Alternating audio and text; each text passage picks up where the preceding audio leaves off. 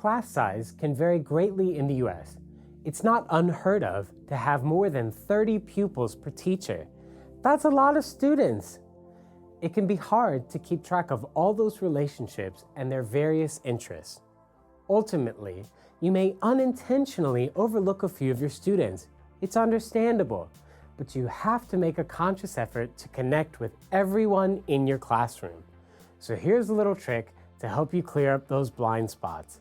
It's called Names to Faces.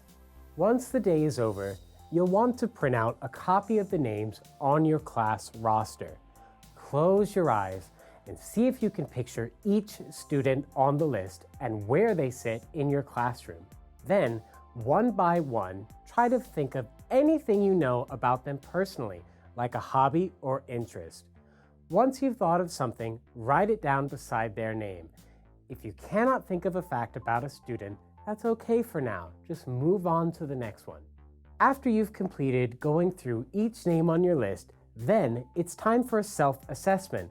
If there were some students who you couldn't picture for the first part of Names to Faces, then you really need to be working on learning their names. Start by praising them repeatedly in the upcoming classes and then enlisting them as helpers. This will help you memorize their names quickly. If you couldn't recall certain facts about your students, then you'll need to learn their interests. Plan on using a couple new icebreakers in the next few school days.